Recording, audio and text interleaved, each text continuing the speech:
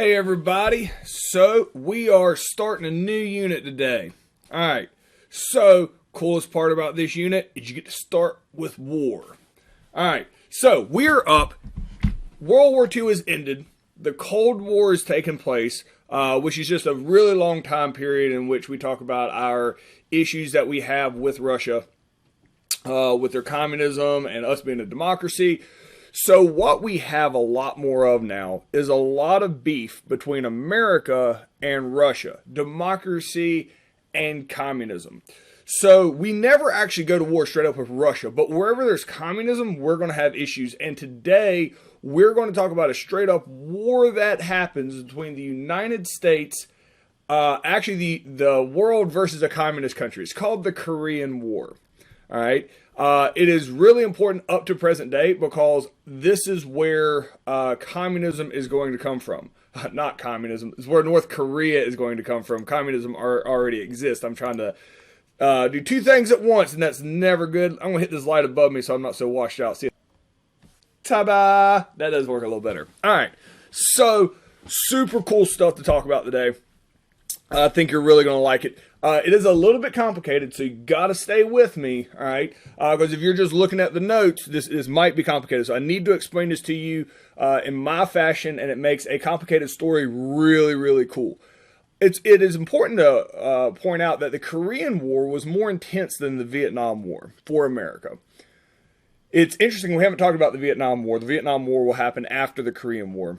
However, the reason it is so much more intense, or why the Vietnam War is thought of as this much bigger war where more people died and all that, which is not necessarily true at all, is because the Vietnam War gets put on television, and we'll talk about that when we get there. The Korean War doesn't. So in history, the Korean War relatively gets forgotten about, but it lasts just as long. It is brutal. It is as awful as the Vietnam War was, and we were very much involved in it. But I got to explain to you how we get to that point first. All right. So, starts in China.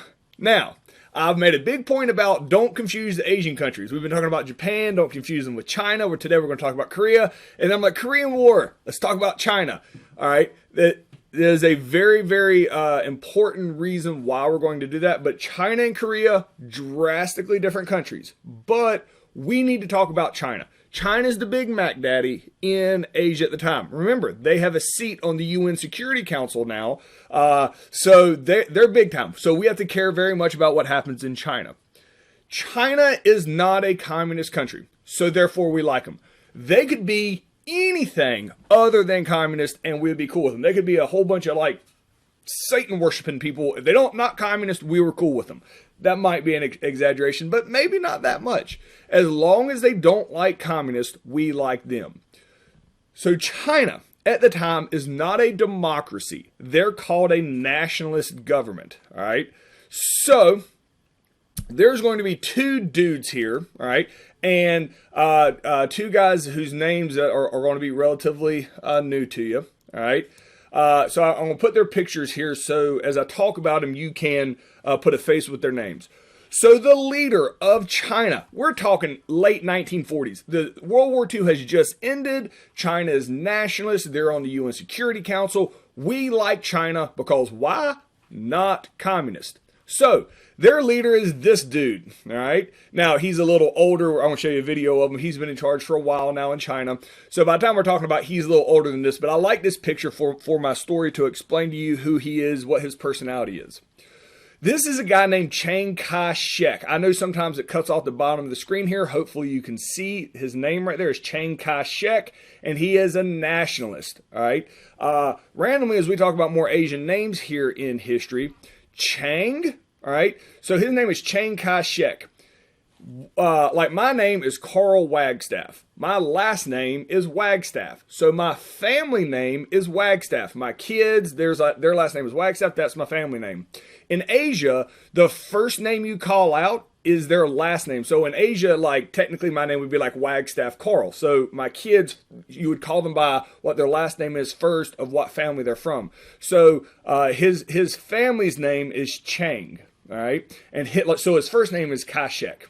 All right. But Chiang Kai-Shek is a nationalist. He is the leader here in China.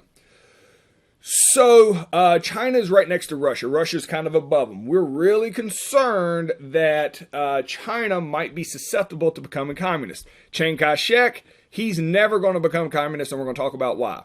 However, there's this new dude starting to show up in China. His name is Mao Zedong. Now, the spelling of these names is really, really weird. Zedong is how we kind of pronounce it in America. Some places pronounce it kind of with a T. I have a video clip at some point that's like Taesung is kind of how it's pronounced. It's sometimes spelled differently. They use a different alphabet. It's translated into Russian, which uses a different alphabet from us, and then we translate it from Russian into English.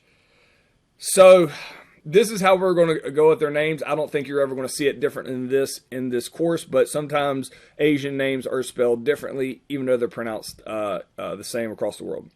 Chiang Kai-Shek is nationalist. Mao Zedong, communist. All right, we've gotten here so far. Chiang Kai-Shek runs China. Mao Zedong is showing up in China and starting to get support by the poor people. We, America, want to make sure this dude, Mao Zedong, does not get in charge. Very important, because China is really important on the world stage after World War II because of the UN Security Council. They now have a vote if we go to war. So, really concerned what's happening in China, and this dude's gaining some popularity among the poor people in China. Here's how we're going to prevent him from getting any more powerful. We go to this dude, Chiang Kai-Shek, and give him a gazillion dollars. All right, that's how America does things. Just give him a ridiculous amounts of money. No possible way that he can mess this up. So it's almost like the Marshall Plan here in China. Give him a ton of money so that he can make himself look good to his people, and they won't care about this Mao Zedong guy. Problem with Chiang Kai-Shek is he takes all the money that we give him and turns around and builds himself a big gold palace. I mean, look at what he's wearing here. This dude likes some eccentricity. So, Chiang Kai-Shek takes all the money we give him, builds himself a big gold palace while he lets people outside start starving to death. Doesn't make him very popular among the people in China. Mao Zedong, at the same time, he does get some funding from Russia. Russia does help him out, but nothing like what America does. But he goes in and he fundamentally actually fixes a lot of stuff for the poorest people in China. Communism is very good for the poorest part of the population, which China had a large portion of poor people, especially in their countryside. Mao Zedong becomes very popular, and Chiang Kai-Shek does not. What ends up happening is as they progress through here, Mao Zedong becomes extremely popular in China, so much so that the people now support Mao Zedong. This happens in like a year or two. And they're going to kick Chiang Kai-Shek out. They probably would love to take Chiang Kai-Shek out and execute him. Usually what happens in communist takeovers. But they're smart. Who supports Chiang Kai-Shek? America. So if they kill him, then it would force America to maybe get involved. They don't. They just kick him out and they make him go to an island called Taiwan. So this is Chiang Kai-Shek. He's no longer in charge. Kicked out, has to go to an island next to China. Mao Zedong is now in charge of China. What is China now?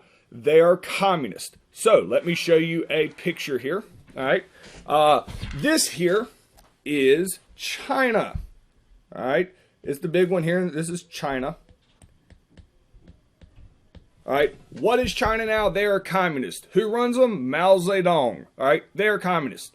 All right, everybody with me so far? All right.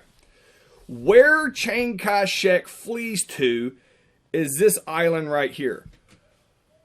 All right, random things in history that really are frustrating as a teacher because this is unnecessary to add like one random step that makes things complicated. The name of that island I just circled is called Taiwan. You've probably heard of Taiwan. May have never thought of where it was, but you've heard of Taiwan. China doesn't call it Taiwan. Why? I don't know. Why don't we just call it what China calls it since they kind of control it? It's called Formosa. China calls it Formosa. Taiwan and Formosa, same thing. Same thing. Why there needs to be two names, I don't know. It's ridiculous.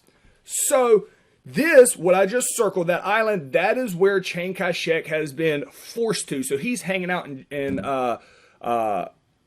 Taiwan. All right. So here's where it gets kind of weird. All right. I need you to listen to me because this is really, really important. What's everybody in China? They're communists, run by Mao Zedong. Chiang Kai-Shek's been kicked out. He's not in charge.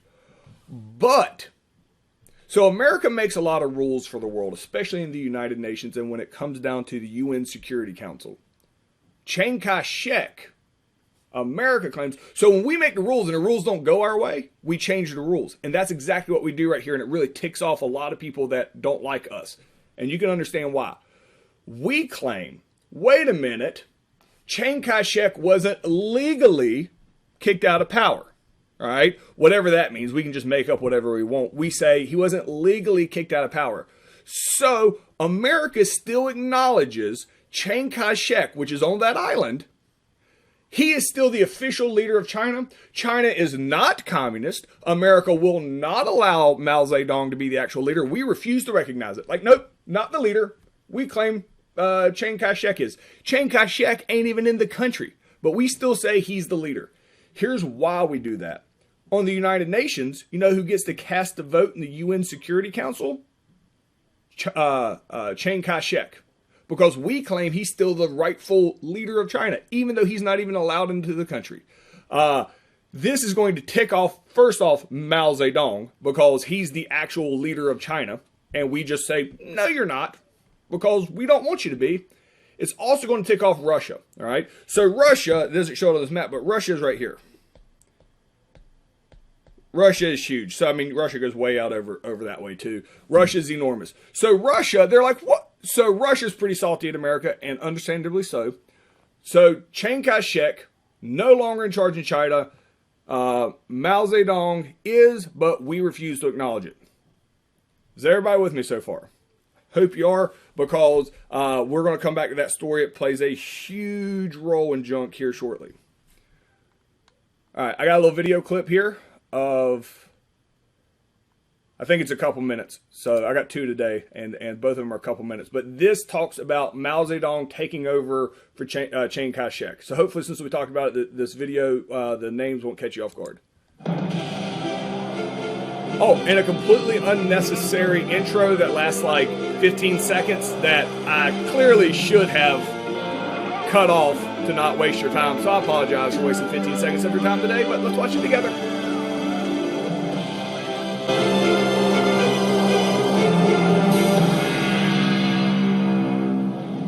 Of Soviet economic, diplomatic and military protection, while he established control of his vast country.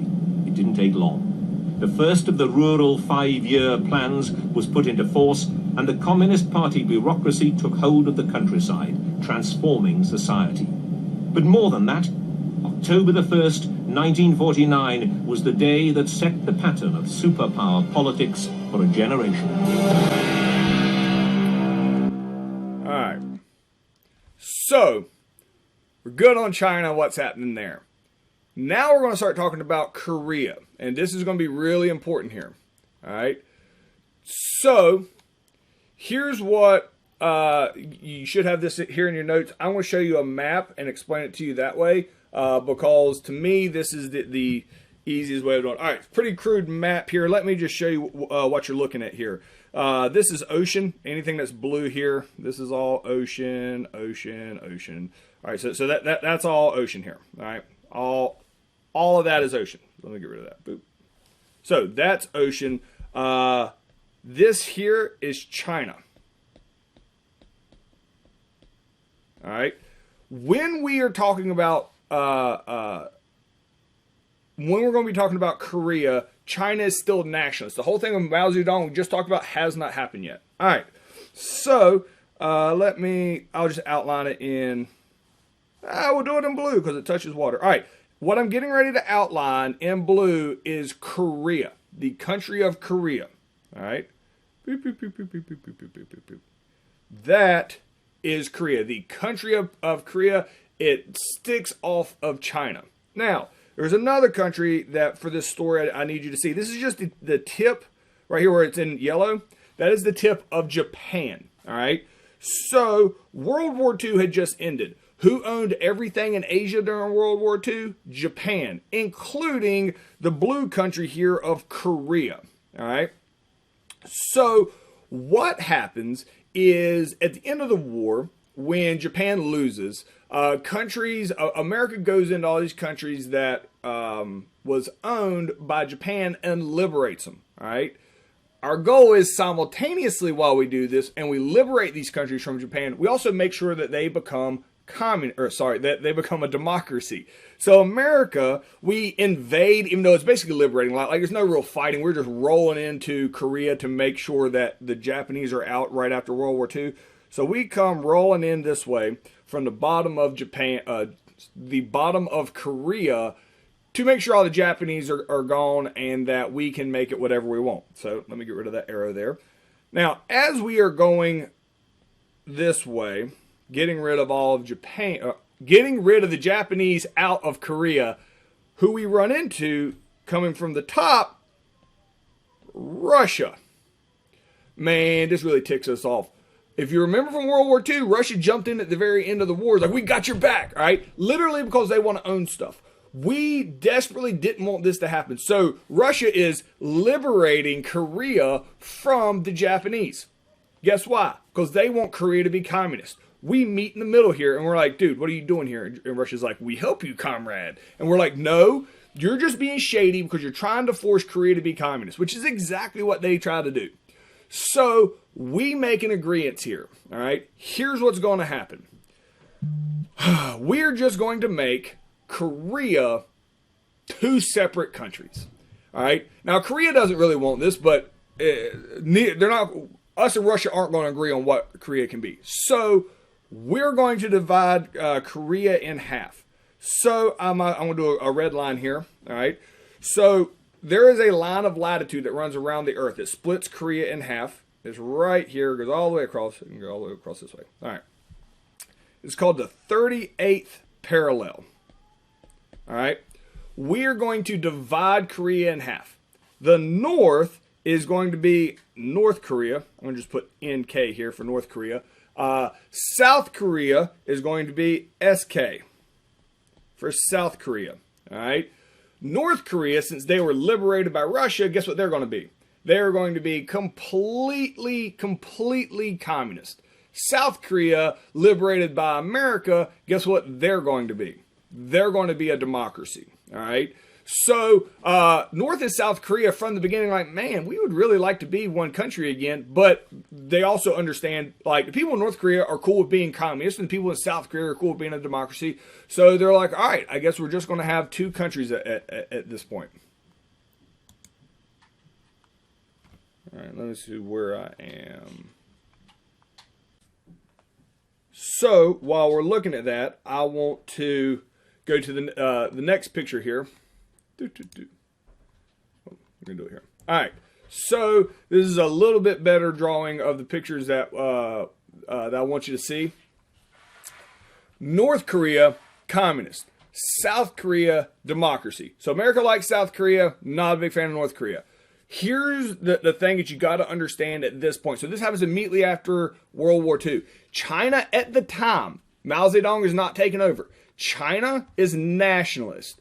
North Korea, communist. South Korea, democracy. Three different style governments. Nobody's going to mess with anybody. All right. But here's what's going to change. All right. Is when China kicks out Chiang Kai-Shek and Mao Zedong is in charge. Now China will be communist. North Korea is communist. South Korea is kind of stuck out here by themselves. What the logic starts to be, all right, and what the belief system is in North Korea is, hey, now that South Korea is the only democracy around here, I bet we can just invade South Korea, take over South Korea and make them communist, and nobody's going to do anything because China's got our back. North Korea is going to do this without talking to China. All right. So North Korea, all of a sudden one day, is going to invade South Korea. All right. This is going to be the issue that we're going to talk about here. All right. Is that when North Korea invades South Korea, you have a communist country invading a democracy, and guess who's going to come to the rescue of South Korea? It's going to be America, but who's going to support the communist countries? The communist countries are going to be supported by Russia. So it's going to be a real tense standoff here as a communist country invades a democracy. All right. So this is a really important thing that happens. All right. So America, I'm going to draw on this here in a second. We're like, all right, it's go time. Let's go get some. However, there's new rules. We can't just go fight anybody that we want now. We have to ask for permission. We have to go to the United Nations and say, hey, is it okay that we attack North Korea because North Korea is invading a democracy? Well, they're like, got to go to the UN Security Council. So here's the UN Security Council, if you remember. All right, make my little diagram. This is not going to be very good because I'm not very good. So these 5 countries have to agree unanimously, which means there cannot be a no vote. Here's the countries that have to vote on whether or not to go to war. If these countries decide to go to war against North Korea, the entire world declares war on North Korea. All right, it is USA, England, France, China, and Russia. These are the countries that have to agree. If all 5 of these countries vote, yes, go to war, the entire world will declare war on North Korea. So, when they go to vote, what's the United States say? Now, I'm going to do it in yellow. Yes. It's a check mark. Yep. Absolutely. What's England going to say? Yep. Absolutely. What's France going to say? Yep. What's China going to say? Now, I'm interested to see what your thought process already is, all right? If you're like, they're going to vote no because they're communist, they're not going to vote to attack another communist, all right? That's a logical thought process. But keep in mind, America's been manipulating the rules. Mao Zedong isn't the one allowed to cast the vote for China. Sure, China doesn't want North Korea to get attacked, but who gets to cast the vote? Chiang Kai-Shek, the guy that's not even in China. So Chiang Kai-Shek is there and he's like, I vote go to war because Chiang Kai-Shek doesn't like communism. So China votes yes. Now, Russia. All Russia has to do is vote no war and nobody can do anything, all right? And South Korea is on their own. However, I guess because they're communist, Russia doesn't really understand like how voting works. Russia is furious that Chiang Kai-Shek was allowed to vote for China. Furious about it. Absolutely furious. So angry, they refused to vote. Didn't even show up on the day of the vote. So Russia didn't even count. That's 4-0. Is that unanimous? Yes, because there's not a single no vote.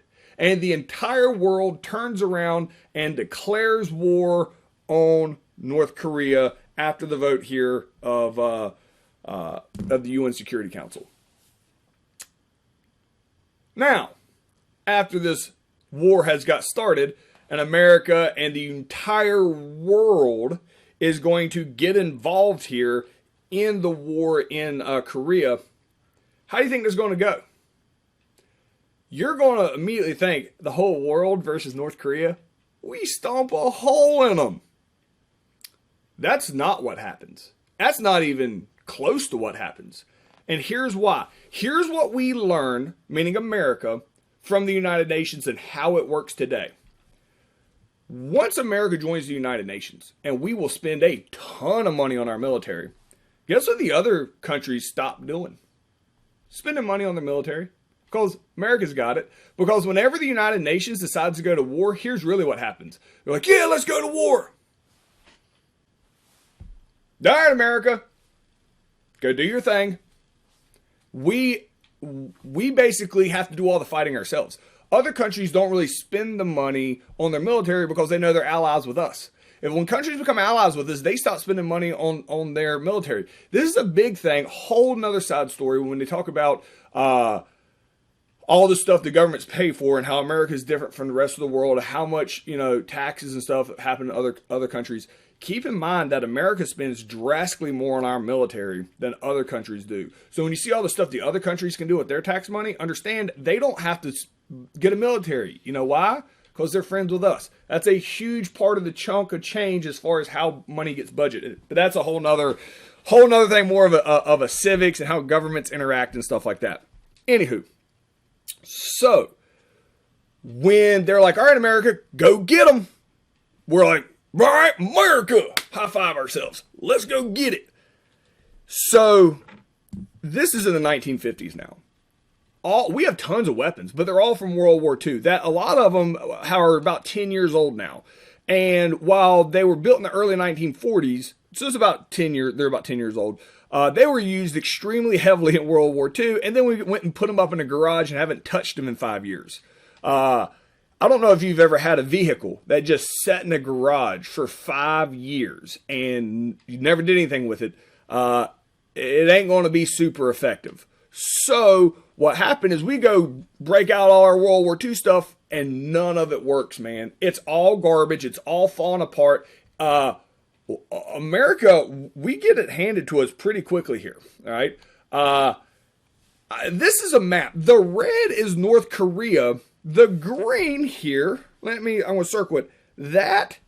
That's where the United Nations gets pushed. So America shows up, whoo, get some, and we get the bejesus beat out of us like almost immediately. We were not expecting this, all right? North Korea comes in as South Korea and just stomps a mud hole in us. There's nothing we can do. We are shocked. We are amazed. We're like, oh my gosh, what's going to happen? And the whole world is shocked. We're like, that's not how I thought I saw that going. So North Korea fighting the entire world, it's really just America, fighting the entire world is winning and has almost pushed all the Americans off of the entire peninsula, and it's about to be North Korea. It's about to be communist, and this whole containment and all that stuff is going to be a huge waste. All right, so it's terrifying to people that this could happen. So here's what happens. We are getting the crap stomped out of us, and it's like the guys that are in charge here in Korea. They're like, "Hey, we could go get him." And the guy's like, "Who?" And he's like, "You know who I'm talking about." And he's like, "Oh, but he's a jerk." He's like, "Yeah, I know he's a jerk, but he could really help us here." They're like, "Can we just try it without him?" Like, we've been trying without him, and we're losing. We got to go ask for his help. They're like, "Oh, but he's such a jerk." So the jerk guy that they're going to go talk to is Douglas MacArthur. Douglas MacArthur was the guy in charge of the island hopping campaign in World War II. He was the guy that was in charge of the Pacific, the Army in World War II. He was also the guy that was in charge of the bonus Army situation in Washington, D.C. back a long time ago in the 1930s. So Douglas MacArthur, here's what happens. We nuked Japan. Douglas MacArthur goes in Japan and sets up shop and he's semi-retired. He's still part of the military, but he just hangs out in Japan. It's really weird. So he is treated like a hero in Japan. The country we drop nukes on treats MacArthur like a hero. Japan, it's a different animal. So he's been hanging out here, treated as a hero. Other people like feed him grapes, I imagine. So he is very good at fighting in Asia. Like, he's kind of made his time in there in the Philippines and in Japan, the island hopping campaign. He's a genius, but he's really unlikable. He's a massive jerk and nobody likes him. All right. So having to go ask him for help, he's going to talk trash to you. So he's going to show up. He's going to belittle you. He's a jerk. He's unlikable, extremely arrogant, but he is a fantastic leader. This is a photograph of Douglas MacArthur, all right? So imagine they went up to him and they're like, "Hey, MacArthur," and he's like, "Bet you guys getting beat up there in Korea, aren't you?" It's nothing what he sounds like, but that's the voice I'm going to use for him. And they're like, "Yeah," and he's like, "Well, daggone." I realize I'm giving him like the Buddy Lowry voice now, but we're just going to go with it. He's like, "Well, daggone. What you need to do is you need to go on offensive." And they're like, "But they're beating us up." And he's like, oh my gosh. He's like, "I guess I'll go save y'all anyway, like a bunch of garbage leaders." And he storms off down to South Korea to help out. And they're like, "I told you he was a jerk, man." So he shows up in South Korea and he's like, "All right, here's what you got to do." All right, let me go back to this other map. He says, "All right, so I'm going to do it in yellow." He's like, "So you're stuck right here. well, if you tried to come out like this and fight your way out, you're all going to die because y'all stupid. That's not what you should do. What you need to do is you need to get everybody on some boats and you need to sail them around here and come up and attack this place way behind the lines called Incheon. That's where you need to go. And they're like, you want us to attack hundreds of miles behind the enemy lines. We're all going to die. He said, y'all awful right now. I'm telling you how to win this war. And they're like, fine, we'll do this and we'll all die. All right. So they are really angry that he's come up with this really bad plan. They thought he was going to be a genius, but apparently he's just going to be super dumb. Well, guess what? They do exactly what MacArthur says to do. And MacArthur stomps a hole in the North Koreans. Not only does it work on their invasion, all right, they completely eradicate all the North Korean military out of South Korea. Then there's nothing defending North Korea. It's absolutely insane. Like, in a matter of months, completely changes the entire trajectory of this. So, oh, don't want to do that. Boop, boop. This is MacArthur.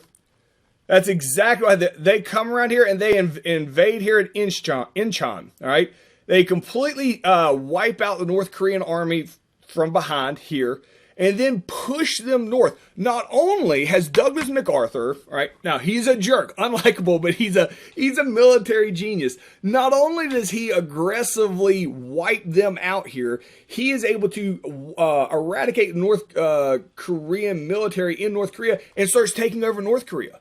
Like, instead of just resecuring South Korea, he's like, hey, let's go ahead and take over North Korea, make it all a democracy, all right? And he's just, like, wrecking shop up here through through North Korea. Looks like he's going to combine the country, make it one Korea, and they're all going to be a democracy, and everybody's like, oh, this is awesome. Now, this is what happens here, all right? And this gets crazy pretty quick. Luckily, cooler heads prevail, but this gets kind of wild. So there is a river right here. I'm going to do it in yellow. That is called the Yalu River. That is the border between North Korea and China.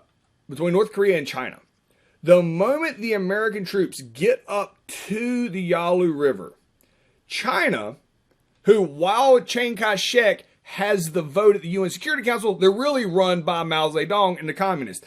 And Mao Zedong, and I'm going to do this in blue, Mao Zedong says, nah, I ain't letting North Korea fall and then let a democracy be right next to my communist country. So coming across the lines here, coming across the Yalu River, at the end of this war is a bunch of Chinese soldiers coming across defending North Korea. So, at this point in the war, who's actually fighting? It is American soldiers versus Chinese soldiers in North Korea. All right? When China invades North Korea to defend North Korea, our boy here, all right, let me clear that so I can go back. Our boy here, Douglas MacArthur, looks at the president, still happens to be Harry Truman, and says, Truman, drop the atomic bomb in China now. Now, do it now. Now. Bomb. Where's the bomb at? And Douglas MacArthur literally tells Truman to drop the atomic bomb in China. Truman, our president, he's like, what? No, I'm not nuking China. We're not just nuking people. That's not a thing that we just do now. Like, this is about 5 years after. This is about 5 years after we nuked in Japan. He's like, we don't just nuke people. Like, dude, no, we're not going to do that. And MacArthur's like, what? What? You're not going. Oh. So here's what MacArthur does, and it's wild. Today it would be wild. Back then it was wild. It was crazy. So Time Magazine was allowed to go interview him while this thing is going on with the argument over Truman. And Douglas MacArthur calls Truman in Time Magazine, which is like, I mean, this would be the equivalent of Twitter or or the nightly news now. I mean, this was like the #1 media. Like, so when he's in Time magazine, everybody heard this. Like, and he knows who he's saying. He says, "We would win this war if our leader wasn't such a coward." He calls Truman a coward for not dropping the atomic bomb on China. You can't. So Truman is MacArthur's boss. You can't go publicly and say your boss is a coward, and that's why we're like not finishing this war. Truman has no option here. Guess what immediately happens to MacArthur? Is he gets fired. MacArthur fired, kicked out of the military, dishonorable discharge. I think it's dishonorable discharge. I'm sure you can Google that. He is kicked out of the military. Absolutely not. He is relieved from command. He is done. So MacArthur, keep in mind, this is the guy that was in charge of the bonus army. This is the guy that was in charge of the Philippines. He said, I will be back. He comes back in World War II, liberates the Philippines, comes up with the island hopping campaign, treated as a massive hero in Japan after World War II, then goes down and saves the UN in South Korea during the Korean War, then gets fired. He comes back to America. They throw a parade for him for his life accomplishments. And then he just like goes home and sits in his lazy boy for the rest of his life and watches TV and eventually will die of old age. He gives the famous quote later in life that old soldiers never die, they just fade away. But when you call the president a coward, you don't get to stay in charge. So MacArthur is fired. When MacArthur leaves the Korean War, well, there's not really a lot left. I mean, without MacArthur, we're not nearly as good. And so this is a photograph here, a color photograph. This is MacArthur on the right. This is during the Korean War. This is before the beef happened. This is Harry Truman on the side. So MacArthur calls Truman the coward for not dropping the atomic bomb, and Truman here ends up firing MacArthur. And so this photograph was taken during the Korean War. So they had him pushed up here. When MacArthur leaves, North Korea comes back down and pushes them all the way back down here until they get to this dividing line. That's the 38th parallel. They basically get down to the 38th parallel, and they agree to stop fighting. They're like, okay, we're good. And both North Korea and South Korea are like, all right, we're done. We're done fighting. That is the current state of affairs present day in Korea. That is still, to this day, North Korea, which is communist, South Korea, which is a democracy, and they are still divided at the 38th parallel. And this war, technically, is still on. They never ended this war. This war never stopped. It is still a thing that goes on. That's kind of crazy to think that, to realize that. So they have a ceasefire. They're not supposed to shoot each other, but there's always like weird stuff on each side. All the times why they're always in the news, because this is technically a war that is still active. They've never signed a treaty. And the reason is North Korea and South Korea both want to be one country of Korea, but they can't agree on which side should take over. Present day, if you go to South Korea, if you could speak Korean, this would be like being in America. There's no difference. Same standard of living, same technology. Samsung, the car company Kia, and Hyundai, those are all South Korean companies. It's a very wealthy country. They're a democracy, very similar to America. Everything's great. North Korea progressively gets like crazier. While the other communist countries since the 1950s have realized that the core version of communism doesn't work and they always change it or they collapse or whatever, North Korea just kind of really just hangs on to it, and it's a lot of people in North Korea starving to death. It is insane how different these two sides are of the course of the 1950s to present day. But South Korea being a democracy, fantastic place to visit, does a lot of business, everything's great. North Korea, whole different ball game there. All right. All right. So we'll make sure. So that is the end of the Korean War. And America really has to figure out how the United Nations is going to work from here on, which is really just we're their pit bull that they just unleash from their leash to go do stuff. So it's as far as we can get today. See you guys tomorrow.